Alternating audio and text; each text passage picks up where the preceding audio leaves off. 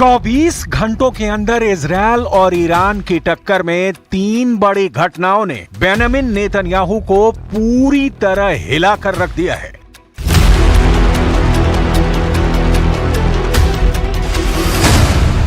Netanyahu को shock number 1। America ने Israeli सेना की एक स्पेशल यूनिट पर प्रतिबंध लगाने की तैयारी कर ली है। नेतन्याहू को शॉक नंबर 2। इजरायल की मिलिट्री इंटेलिजेंस के चीफ ने पद से इस्तीफा दे दिया है। नेतन्याहू को शॉक नंबर 3। ईरान के सुप्रीम लीडर अली खामनेई ने कहा है कि ईरान की मिसाइल पावर देखकर इजरायल खौफ में डूब चुका है। इस वक्त ईरान के इजरायल पर हमले और गाजा पर इजरायल की लगातार बमबारी के बीच नेतन्याहू की बहुत ही खतरनाक फोर्स इंटरनेशनल हेडलाइन बन चुकी है।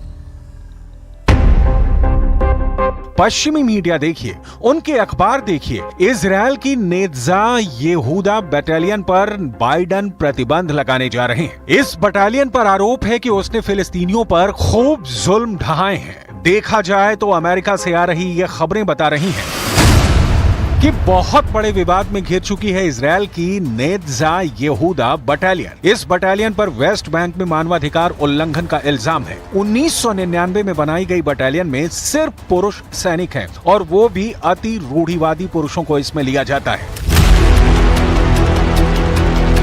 नेत्जा येहूदा बटालियन पर लगे इल्जाम 7 अक्टूबर 2023 से पहले के हैं, लेकिन वेस्ट बैंक का दूसरा सच यह है कि 7 अक्टूबर के बाद से वहां 460 से ज्यादा लोगों की इजरायल की सैन्य कार्रवाई में मौत हो चुकी है।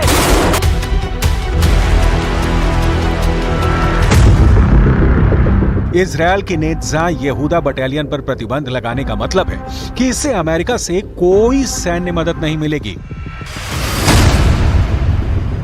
इसलिए यही है बेंजामिन नेतन्याहू को शॉक नंबर 1। नेत्जा येहूदा बटालियन पर पाबंदी का मतलब इजरायल की सेना पर काला धब्बा। नेतन्याहू पहले ही अपने घर में लगातार प्रदर्शनों से जूझ रहे हैं और अब उन्होंने अमेरिका की तरफ से आ रही इस रिपोर्ट को नाक का सवाल बना लिया है। बाइडन का आक्रामक रवैया देखकर नेतन्याहू को बहुत गुस्सा आया है। अब नेतन्याहू की तरफ से रिएक्शन ऐसा आया है कि साफ लग रहा है कि इजरायल अब ईंट से ईंट बजा देगा। उसकी राह में जो आएगा तबाह कर दिया जाएगा।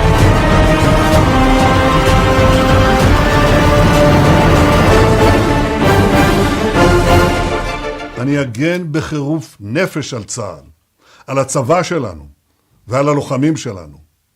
אם מישהו חושב שהוא יוכל להטיל סנקציות על יחידה בצה"ל, अब देखिए बेंजामिन नेतन्याहू को शॉक नंबर 2। इजरायली सेना के इंटेलिजेंस चीफ एहरोन हलीवा ने इस्तीफा दे दिया है।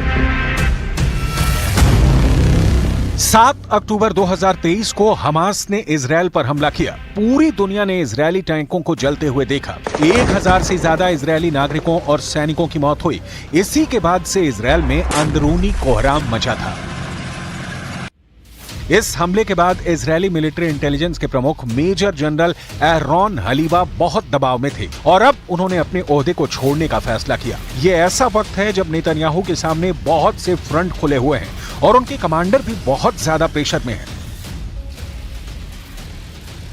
गाजा पर रोजाना नॉन स्टॉप बमबारी के बावजूद इजरायल अब तक हमास को खत्म कर पाने में नाकाम साबित हुआ है। गाजा में 34,000 से ज्यादा लोगों की जान जा चुकी है, लेकिन नेतन्याहू अब भी खाली हाथ है। 2024 में अप्रैल का महीना इजरायल के लिए ही नहीं, इजरायल के प्राइम मिनिस्टर बेंजामिन नेतन्याहू के लिए भी बहुत बड़ा शॉक लेकर आया है। अमेरिका इजरायल की मदद करने की बजाय उसकी सेना पर पाबंदी लगा रहा है। इजरायल की पब्लिक नेतन्याहू के खिलाफ सड़कों पर उतर चुकी है और इन सबके बीच ईरान से बड़े युद्ध का खतरा अब तक टला नहीं है।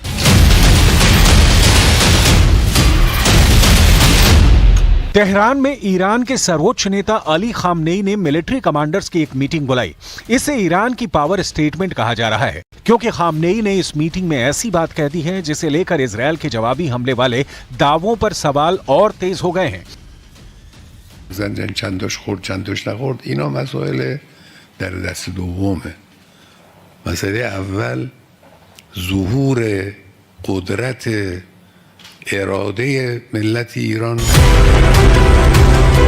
इजरायल का दावा है कि उसने ईरान के हमलों को नाकाम कर दिया था, क्योंकि 300 से ज्यादा ड्रोन और मिसाइलों से अटैक हुआ और 98% हमलों को आसमान में ही रोक दिया गया। जबकि इजरायल से आई तस्वीरों से साफ है कि 13 अप्रैल की रात ईरान की कुछ मिसाइल इजरायल के सुपर सीक्रेट नेवातिम एयरबेस पर गिरी थी।